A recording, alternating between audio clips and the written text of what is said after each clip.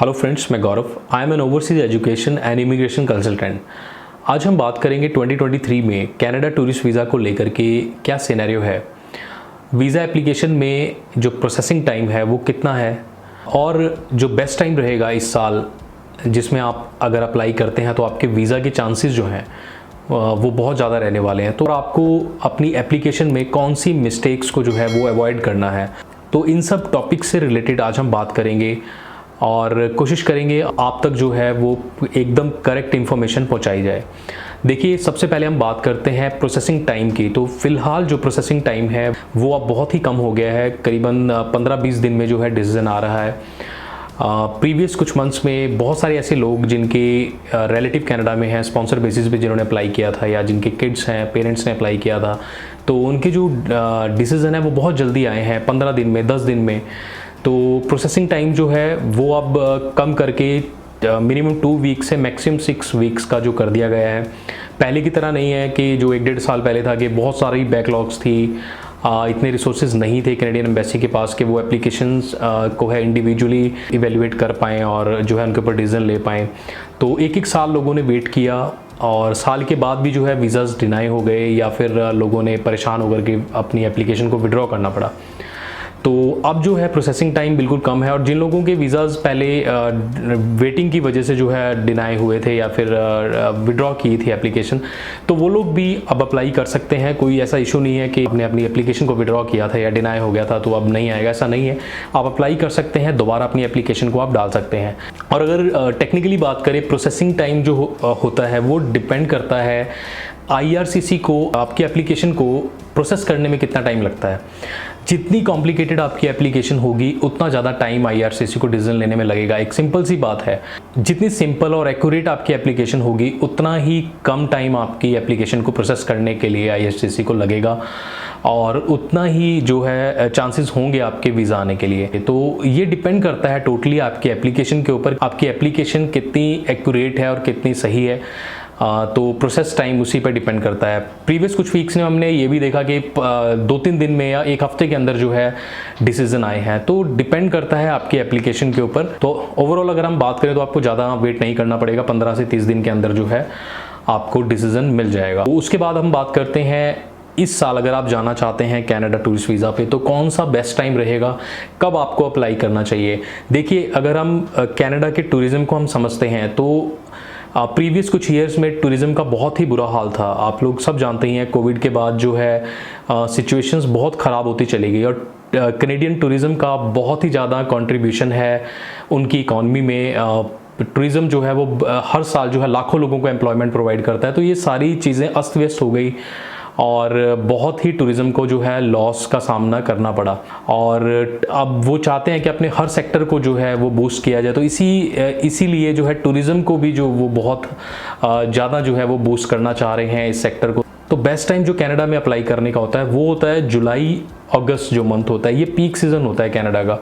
तो अब जो लोग कनाडा के लिए सोच रहे हैं, जो अप्लाई करना चाहते हैं, तो अभी सही टाइम है। आप अप्रैल में या मई में अपनी एप्लीकेशन को आप डाल दीजिए और अगर आपकी एप्लीकेशन कंप्लीट है, डॉक्यूमेंट्स आपको लगता है आपके पास पूरे हैं, फंड्स पूरे हैं, रिसोर्सेज पूरे हैं, माइंड मेकअप है आपका, तो आप अप्लाई कर सकते हैं जुलाई अगस्त मंथ के लिए। हम ये भी कह सकते हैं कि एक समर वेकेशन के लिए आप अप्लाई कर सकते हैं। तो ये बेस्ट टाइम है। इस टाइम पे जो है वीज़ा के चांसेस बहुत ज़्यादा होंगे। फिर इसके बाद जो है जो न्यू ईयर का टाइम होता है उस टाइम पे भी वीज़ा के चांसेस अच्छे होते हैं। फिलहाल के लिए मेरे अकॉर्डिंग जो बेस्ट टाइम है वो है जुलाई अगस्त का। तो इस मंथ में आप इस मंथ का जो है ट्रैवल प्लान बना के अप्लाई कीजिए, वीज़ा के चांसेस बहुत ज़्यादा होंगे। देखिए, कनाडा की जो टूरिस्ट वीज़ा की एप्लीकेशन या फिर फाइलिंग होती है तो उसको ज़रूरत होती है बहुत ही ज़्यादा अटेंशन की और एक्यूरेसी की। अब देखिए, एक एक्सपर्ट इमिग्रेशन प्रोफेशनल होने के नाते हम पूरे प्रोसीजर को आपके लिए जितना सिंपल हो सके उतना सिंपल हम लोग बनाते हैं। हमने ये एक्सपीरियंस कर लिया है, ये आइडिया लगा लिया है कि आपकी एप्लीकेशन में हमने किस तरीके से आपके वीज़ा चांसेस को है हमने बढ़ाना है बिना कोई मिस्टेक किए हुए। तो सबसे इम्पॉर्टेंट जो चीज़ है, जो बेस है आपको जो वीज़ा दिलवाएगा, वो है आपकी वीज़ा एप्लीकेशन।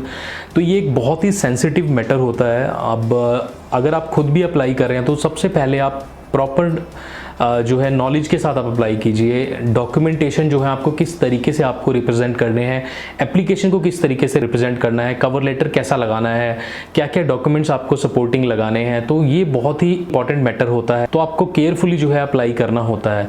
अब हम बात करते हैं वो मेजर मिस्टेक्स जो लोग अपनी एप्लीकेशन में करते हैं और जिस बेसिस पे जो है वीज़ा रिजेक्शन के चांसेस जो हैं वो बढ़ जाते हैं।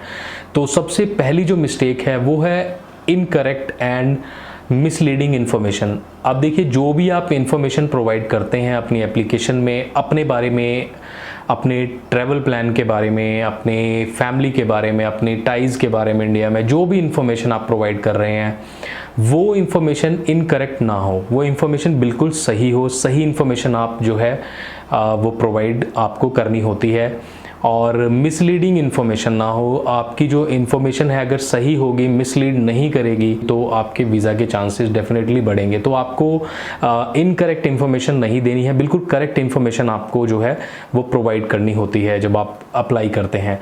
सेकंड जो मिस्टेक है वो है इनकम्प्लीट एंड फ्रॉडुलेंट डॉक्यूमेंट्स। तो ये एक बहुत ही मेजर जो है इशू मैंने देखा है अपने एक्सपीरियंस में।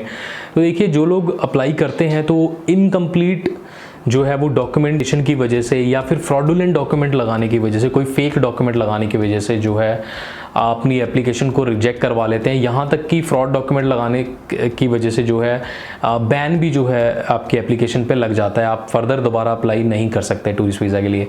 तो आप इस चीज़ से आप बचें। आपने जो भी डॉक्यूमेंट लगा रहे हैं वो कंप्लीट लगाएं, कंप्लीट करके लगाएं। मैं आपको छोटे छोटे एग्जाम्पल देके समझाता हूँ। जैसे कि आप अपने प्रोफेशनल जो आप प्रूफ लगा रहे हैं तो वो कंप्लीट लगाएं। आप अगर एक जॉब में हैं तो जॉब लेटर लगाइए, आप अपनी सैलरी स्लिप्स आप साथ में लगाइए, अपना सैलरी अकाउंट की स्टेटमेंट आप लगाइए, अपनी इनकम टैक्स रिटर्न आप लगाइए। तो कंप्लीट सारे डॉक्यूमेंट करके आप लगाइए। जैसे नेटवर्थ रिपोर्ट लोग लगाते हैं। अब नेटवर्थ रिपोर्ट में लोग क्या करते हैं कि आपने CAC रिपोर्ट आपने बनवाई, उसमें जो भी डिटेल्स जो है CA ने डाली आपकी वैल्यूएशन के बेसिस पे, आपकी प्रॉपर्टी की, आपकी जो भी एसेट्स हैं, तो वो सारी डिटेल्स उसमें जो डाली हैं, तो उसके रिसोर्सेज आप साथ में नहीं लगाते।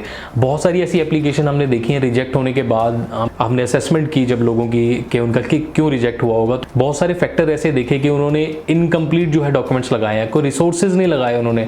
तो जो भी आप इंफॉर्मेशन प्रोवाइड कर रहे हैं तो उसके रिसोर्सेज आप जरूर लगाएं, वो उसके साथ जो है सपोर्टिंग डॉक्यूमेंट्स आप जरूर लगाएं। तो इनकम्प्लीट आपकी फाइल नहीं होगी तो आपके वीज़ा के चांसेस भी ऑब्वियसली बढ़ जाएंगे।